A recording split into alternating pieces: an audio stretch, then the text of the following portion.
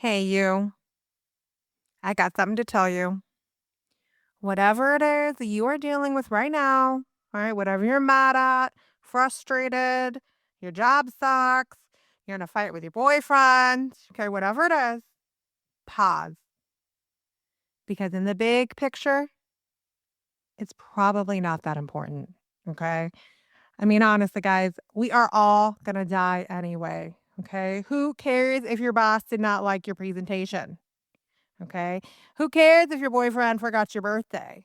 All right. At least you still have a birthday because one day you won't. And here's the deal, like, we spend so much time and energy on the things that are honestly trivial and don't really matter that much.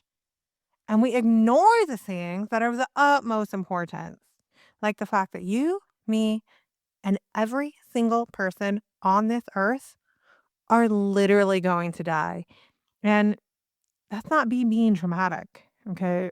That's just the truth. It's facts. I mean, it's the only thing in life that every single one of us are guaranteed. And the worst part about it, guys, is that we literally have no idea when that is going to happen. And the other thing is, not talking about death, well, that's part of the enemy's plan. All right. Of course, the enemy wants to make it sound offensive or morbid because if you never talk about death, you're never going to ask what comes after.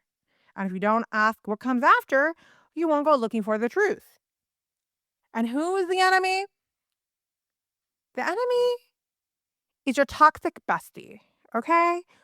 We all know the one. We know the toxic bestie that, you're getting ready for a date and you got your hair all done, you got your outfit on, but you're just not quite feeling the outfit. Something just looks off. Maybe you think you look, fat. Maybe you don't like your makeup, whatever it is. Okay.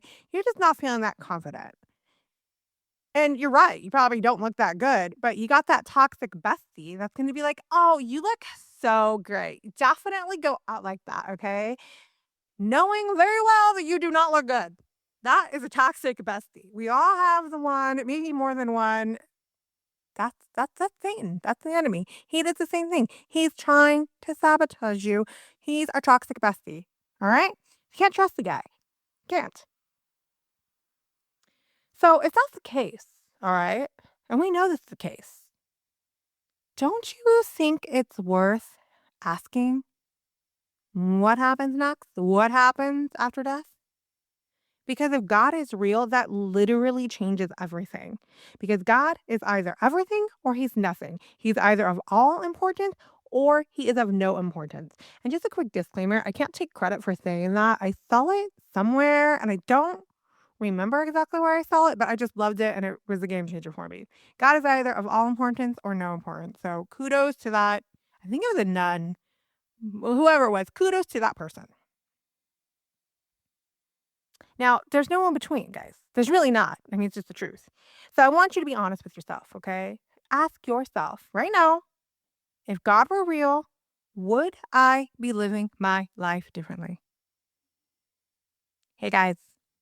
I'm Tommy the T, and this is The Little Why, where we break down the big who, what's, and whys of God in a little way through digestible micro sessions. And today we're talking about something that I think most people never slow down enough to consider. What if God's actually real? So, quick disclaimer here, guys. I am not a theologian. I am not a priest or pastor or anything like that. I am just a normal, typical person who started asking questions one day. Okay. I didn't even grow up in the church at all. Like, I had a pretty traumatic childhood, and which we might get into eventually at some point. But, I'm not some super holy person. I'm just a typical person. And one of the first questions I asked myself was, well, what if God is real? What would that mean for my life? And that question took me on a journey to find him. And wow, what a wild ride it has been. Okay. So now I want to walk with you on your journey, my friend, because honestly, even though I don't know you, I love you. I really do. I love you, my friend. I do. Not because you're perfect or you're cool, but because you're broken, like I was, stuck in this never ending cycle of work. You have bills, responsibilities, day after day, always tired, meaningless emotions, that ache you feel, that longing in your soul like something is missing. It's real. It is real. I have felt it. And no matter how much you buy, you always want more. That new promotion or the new car, yeah, it feels good for a little while, but eventually that feeling fades. You can only have so much Starbucks, guys. And then the cycle becomes exhausting. Your soul is longing for something, but you just don't know what it is.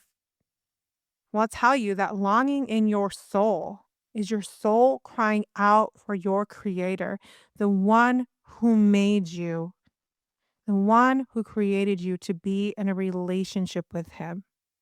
He's calling to you. I like to think of it like this.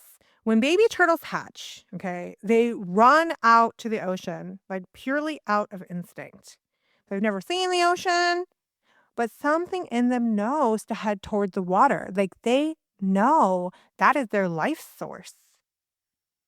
Our souls are the same. We're wired to seek the source, our life source, our creator. Now, some of us take wrong turns.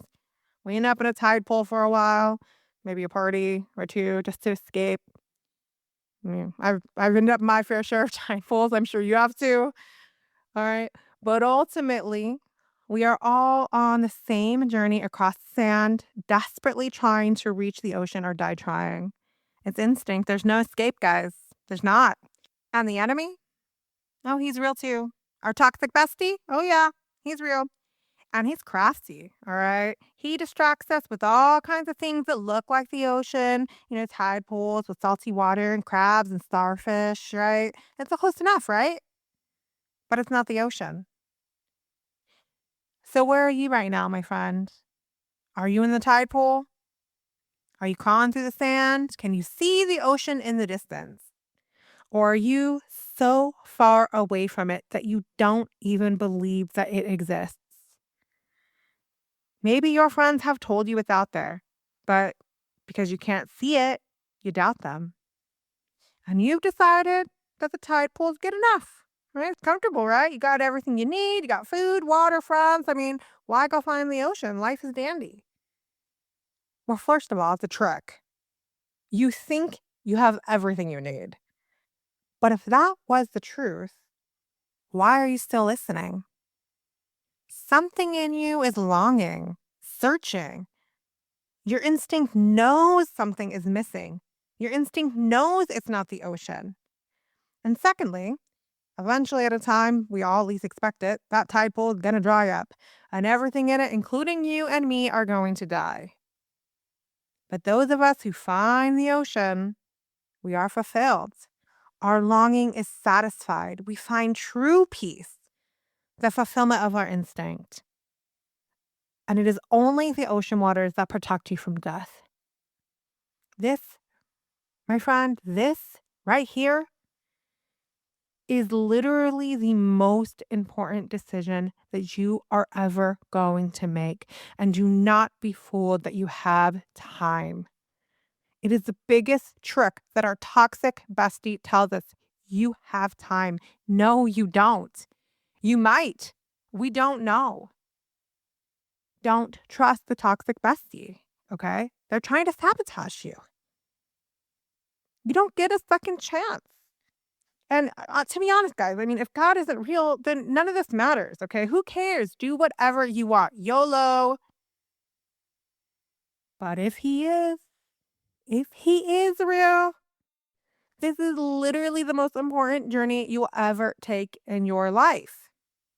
And let's be honest here. Like, if there's one tiny little chance that God is even real, don't you owe it to yourself to at least look into it? I mean, don't just go off of rumors and what people tell you and misconceptions. Just because you haven't seen the ocean doesn't mean it's not real. And just because the tide pool is where all your friends are or what someone else told you is enough doesn't mean it's the ocean. Look at the evidence yourself. Go find the ocean for yourself. Ask the questions,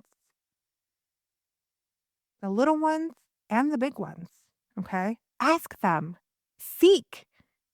Come to your own decision. Do not let anyone else trick you into staying stuck because you don't get a second chance. So, my friend, pause, stop, cut out the noise, and please ask yourself, what if God is actually real? How would that simple fact change the way that you live your life, the choices you make, the way you see the world? Okay. And now let's go on this journey together. That's the whole point of this podcast. It's called The Little Why. We're going to have little micro digestible sessions, not fancy theology. Okay. Not a bunch of, homilies, Bible, whatever. It's normal talk. I'm a normal person. All right, guys. I'm a normal person. That is it. And we're just going to have little talks every day. All right. The simple questions that I ask. So let's go on this journey together, my friends. All right. Join me every Friday, 3 o'clock Pacific time, the Mercy Hour. Now, in our next one, we're going to dig into who God is. And then we're going to put Jesus of Nazareth on trial. Okay? That's right, my friend. You got jury duty. We'll see you then.